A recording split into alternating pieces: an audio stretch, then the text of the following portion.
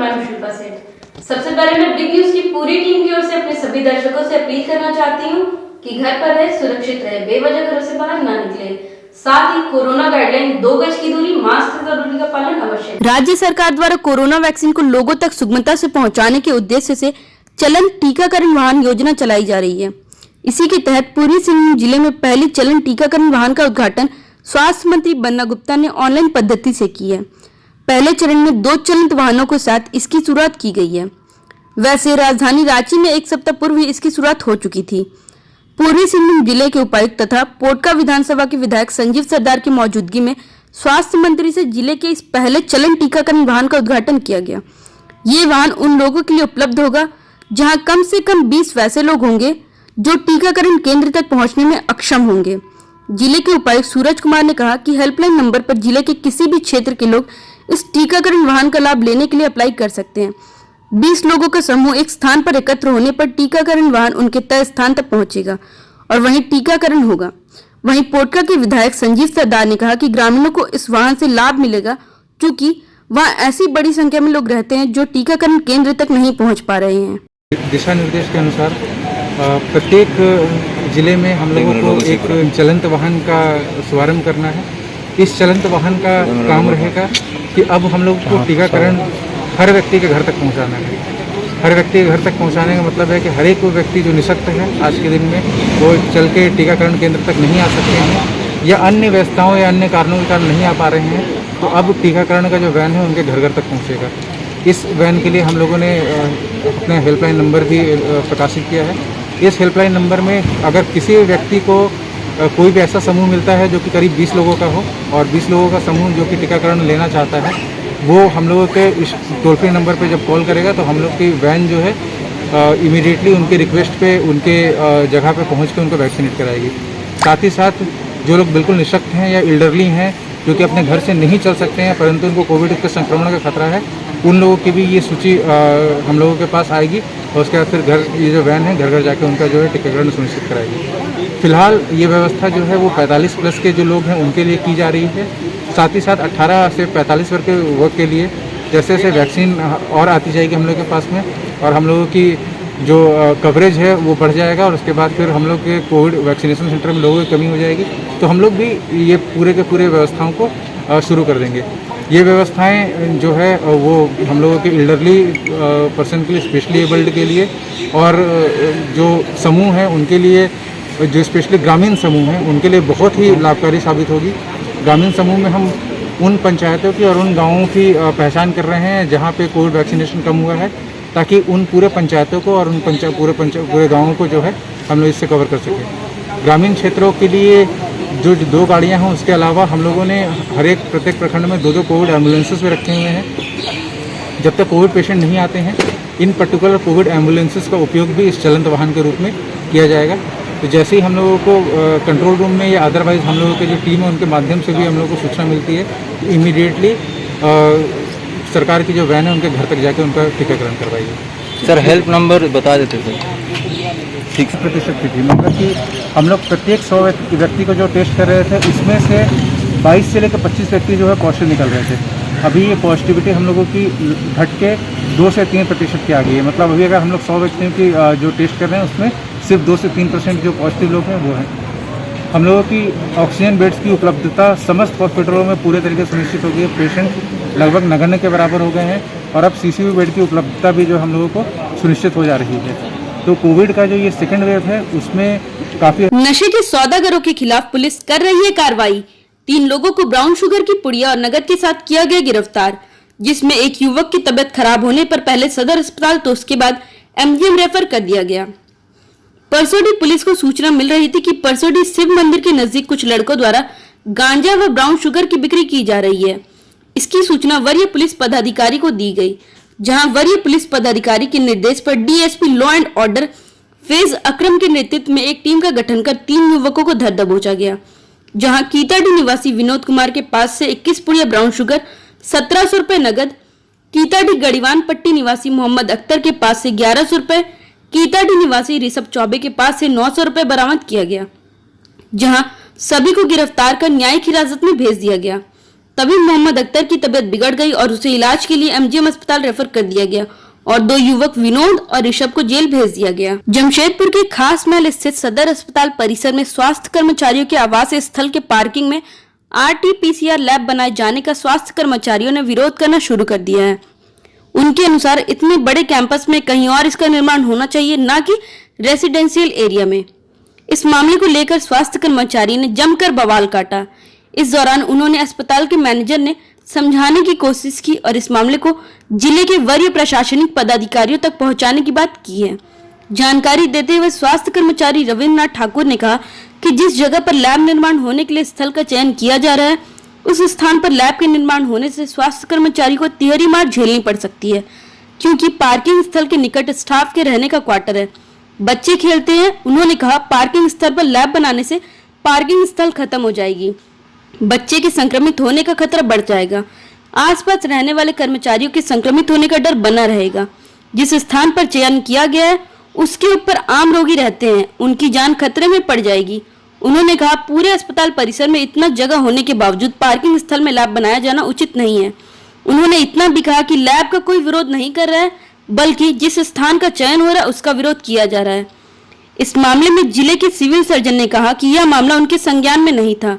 जब यह मामला उनके संज्ञान में आया है तो ऐसे में इस मामले से विभाग के उच्च अधिकारियों को अवगत कराएंगे ताकि कुछ निष्कर्ष निकाला जा सके। नहीं कर रहे हैं, हम लोग आकर के अपनी इस बात को उठा रहे हैं आज कि हमारा गाड़ी कहाँ रहेगा। पार्किंग का स्थल जो है, चाहे वो डॉक्टर का हो, चाहे कर्मचारी का हो, ये पूरा एम्बुलेंस का हो, ये पूरे अस्पताल के लिए ये पार्किंग स्थल का चयन हुआ था और उसको हम लोग बहुत अधिक सहयोग करके जितना गिट्टी जो देख रहे हैं ये सब हम लोग करवाए हुए हैं। आज स्थिति ये है कि RT-PCR लैब बनने के नाम पे इसी का उपयोग किया जा रहा है।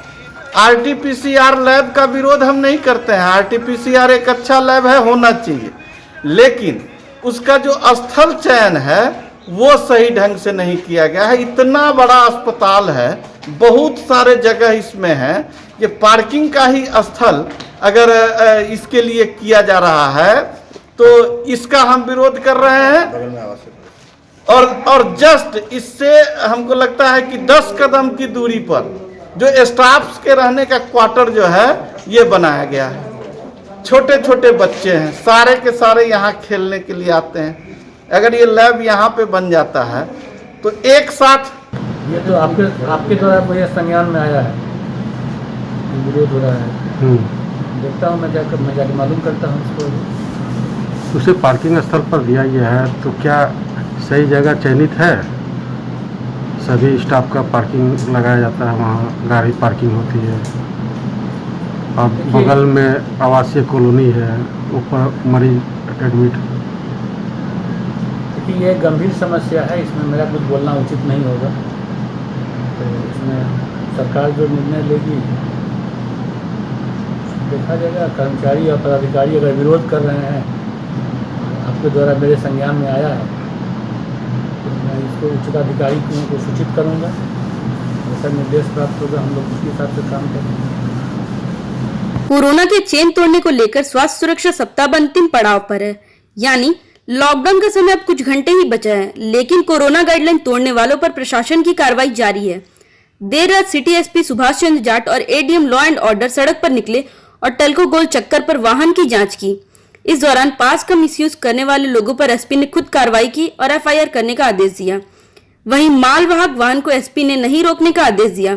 उधर पूरे शहर में 36 चेक नाका बनाया गया है और सभी चेक नाका पर गहन जांच की जा रही है और कानून तोड़ने वालों पर एफआईआर किया जा रहा है। पूरे राज्य समेत खासमहल स्थित सदर अस्पताल में अनुबंध चिकित्सा कर्मियों द्वारा काला बिल्ला लगाकर आंदोलन किया जा रहा है, जहां इनके इस आंदोलन का समर्थन झारखंड चिकित्सा एवं जन स्वास्थ्य कर्मचारी संघ ने दिया है।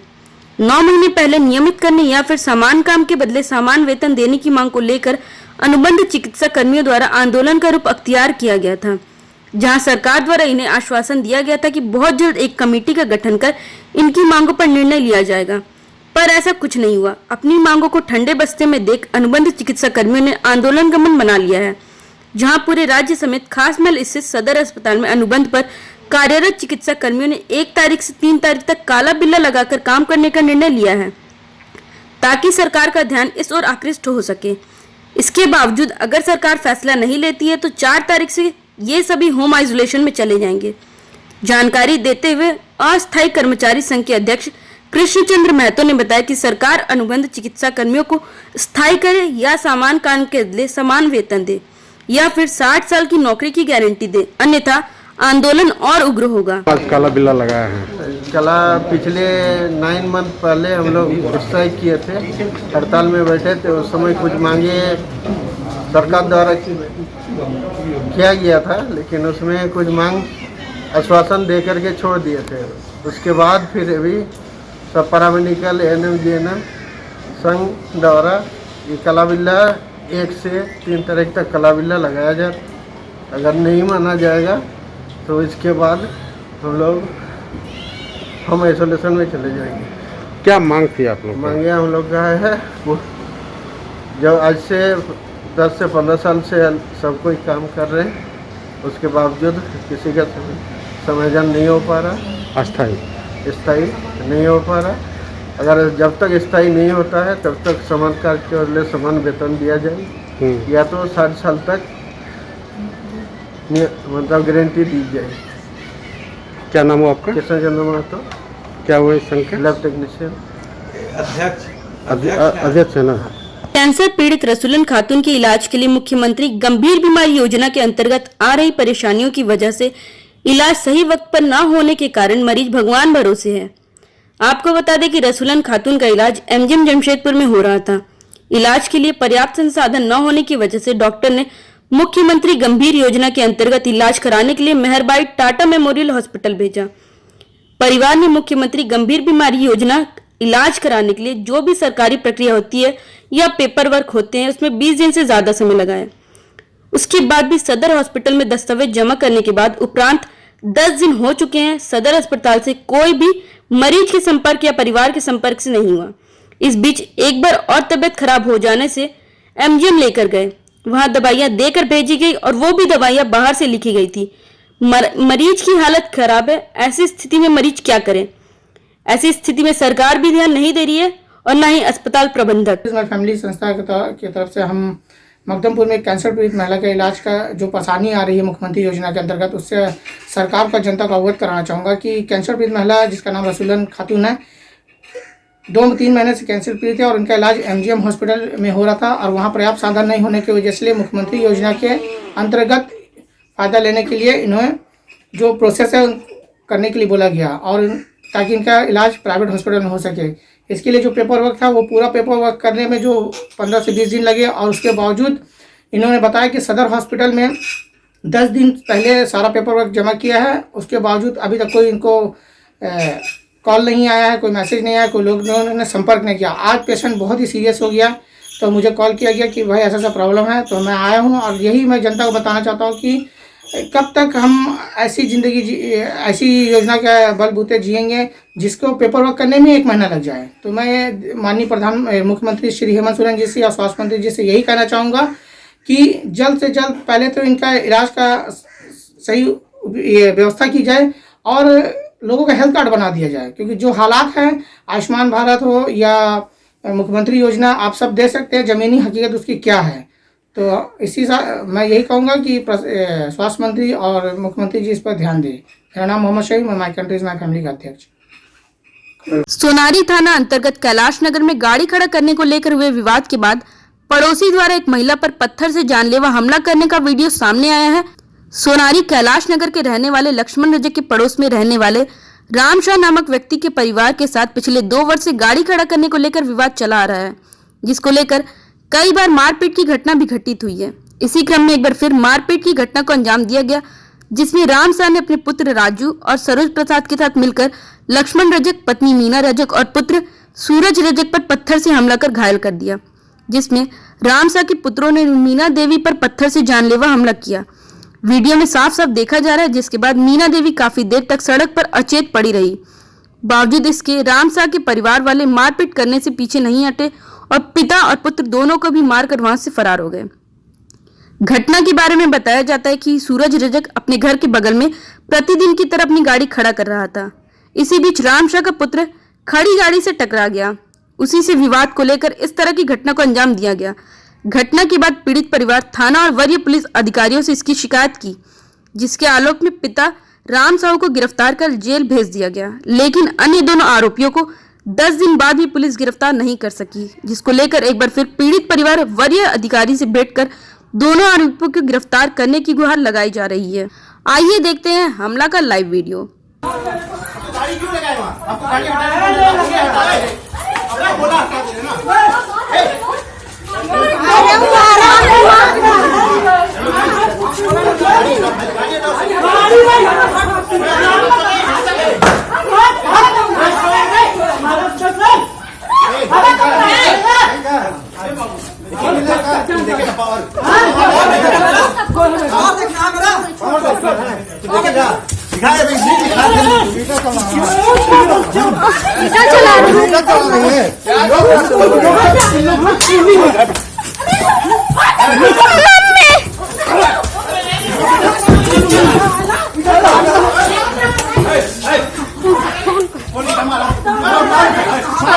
बाबू अंदर कर दीजिए, चोट लग जाएगा।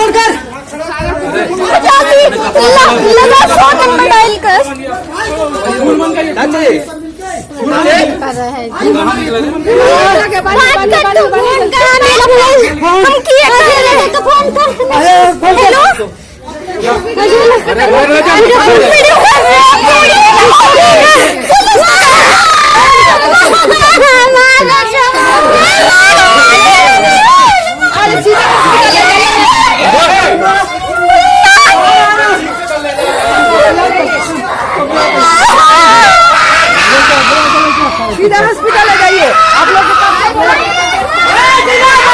चल वीडियो दबा। फिलहाल के लिए इतना ही। मिलते हैं अगले में बिग न्यूज की पूरी टीम को दीजिए इजाजत। नमस्कार।